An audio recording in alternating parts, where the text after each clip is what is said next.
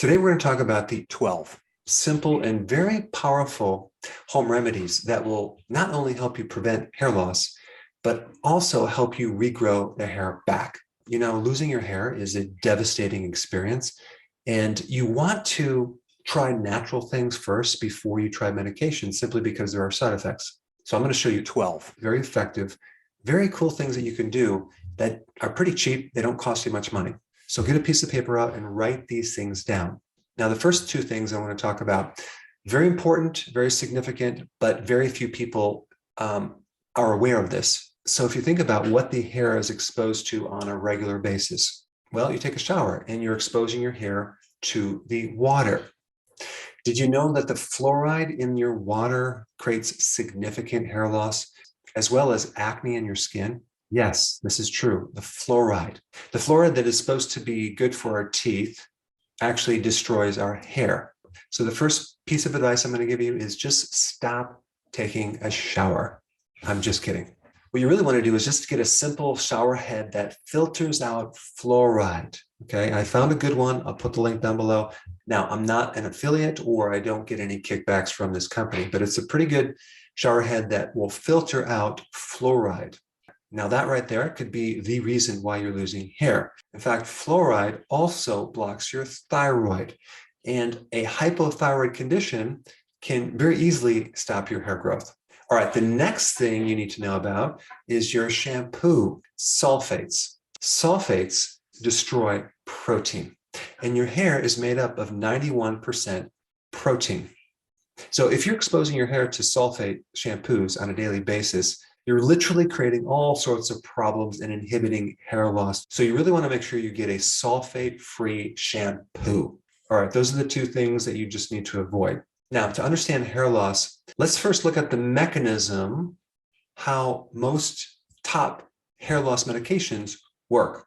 They basically block an enzyme to inhibit DHT, which is a powerful form of testosterone that tends to burn out the hair follicles. So testosterone turns into DHT, a very powerful form of testosterone, through this little enzyme. And so these drugs inhibit that enzyme. The enzyme is called 5-alpha reductase. And people that have too much DHT get this condition called androgenetic alopecia, which is pattern hair loss, both in males and females.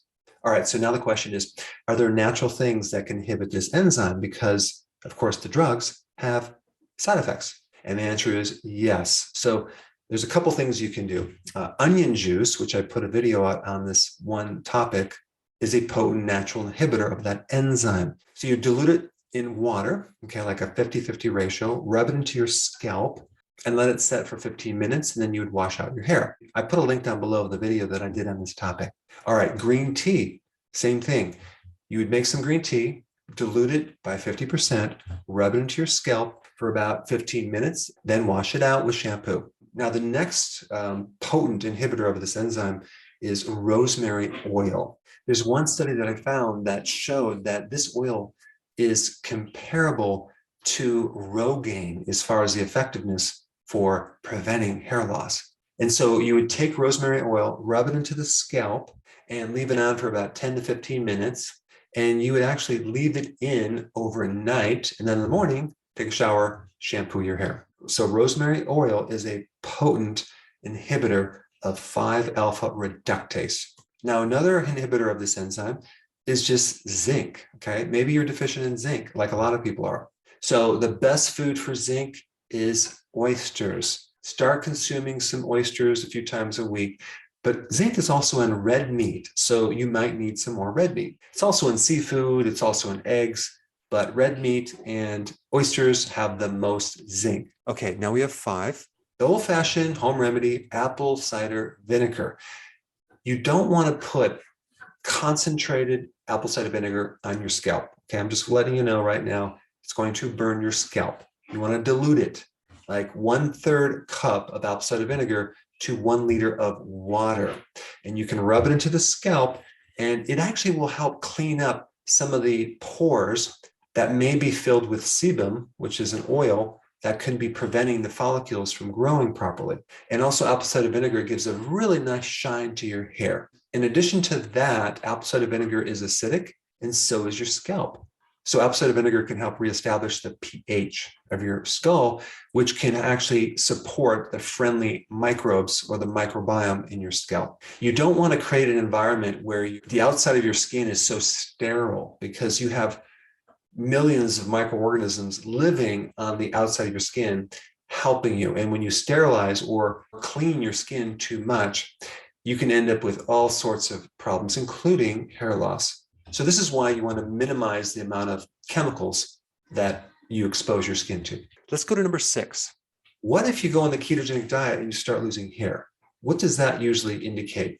That usually means that you're not consuming enough protein. That's the number one cause.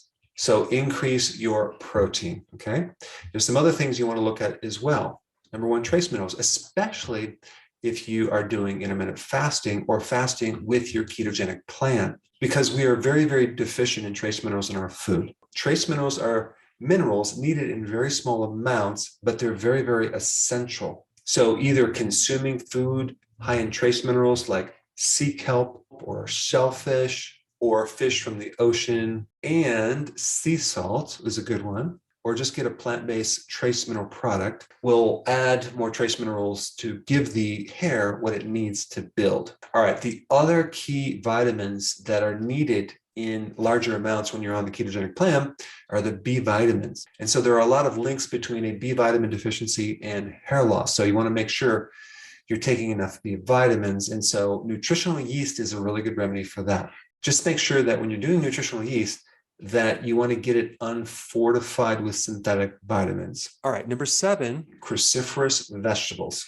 If you have too much estrogen, that can affect your hair. This is why women, when they go through their menstrual cycle, tend to lose hair. This is an excess amount of estrogen. And so one of the natural ways to help regulate estrogen is to start consuming cruciferous vegetables.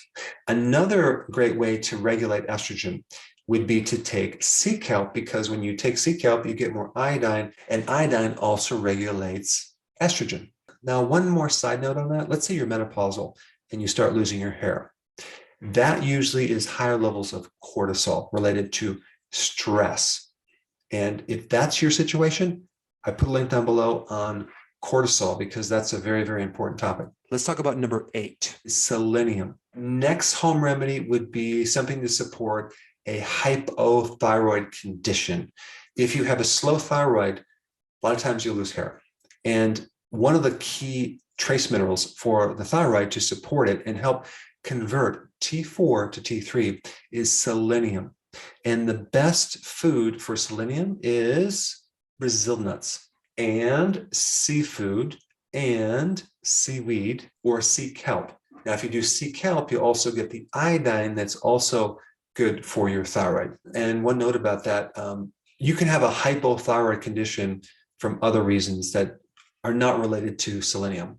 For example, you can have high estrogen. Too much estrogen inhibits the thyroid function.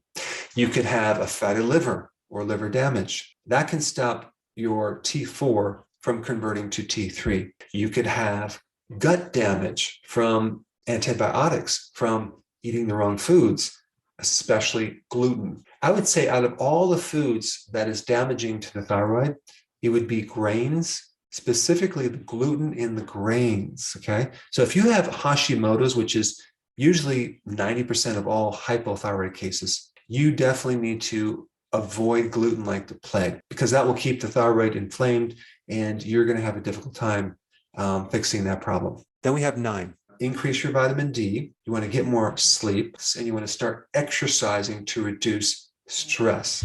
Stress is a huge problem with your hair. In fact, a lot of people, if you ask them, when did you lose your hair? After an emotional, stressful event, because you're spiking cortisol, and cortisol is very damaging to proteins. Now, a couple things you can do if this is your situation. Start taking more vitamin D. In fact, you just need to be out in the sun more if you can do that. Now, if it's winter, it's going to be a hard time, but more vitamin D can greatly, greatly help your hair and lower your stress. Vitamin D3 can act like a natural cortisol hormone, but without the side effects. It does very similar things. It's an anti-inflammatory. So to reduce stress, you want to increase your vitamin D and or expose yourself to sun. You want to get more sleep. I have a ton of videos on that if you're new to my channel. You want to start doing daily walks and you want to start exercising to reduce stress. All right, number 10. In a lot of hair formulas, they add silica. Okay, silica gives the hair its strength. And most spring water has silica, like Pellegrino, and even most other types of bottled water where it comes from a spring is going to have silica. You can even buy silica-rich water, which is really good for the hair. In fact, you're probably going to notice that your skin, your hair, and your nails will all just start growing and become very strong if you start consuming silica. All right, 11, the ketogenic diet, as well as doing intermittent fasting. If you are female and you have polycystic ovarian syndrome, you have to realize that one of the big side effects is hair loss because you have this spike of androgens, and that's coming from insulin. So just by understanding that simple relationship and lowering the amount of insulin, you can help lower androgens and help prevent hair loss. So how does that happen? Well, start going on a low-carb diet. That's called the ketogenic diet, as well as doing intermittent fasting. And lastly, 12. If you look at a lot of remedies for hair loss supplements, they always add biotin. Now, what's this biotin? Biotin helps proteins in your body, especially hair. Biotin will help regrow your hair and prevent the loss of hair. But biotin is a very key B vitamin for the manufacturing of these proteins that give the hair its structure. And biotin is made by bacteria. Okay, so your own gut makes biotin. And so many people, after they lose the gut microbiome, start losing their hair because they don't have the microbes to make biotin anymore. So take a wild guess what food is loaded with biotin and can increase your own friendly bacteria to make your own biotin. Sauerkraut. Sauerkraut has 100 times more probiotics than most probiotics. And the good bacteria in sauerkraut survives the acid in your stomach. Plus, it gives you massive amounts of vitamin C, which is also needed to help grow proteins, specifically collagen and keratin. So sauerkraut on a regular basis can greatly help you reestablish your microbiome in your gut, help give you vitamin C, and give you more biotin. Now, if you have a receding hairline, I did a very specific, important video on that topic, and I put it right here. Check it out.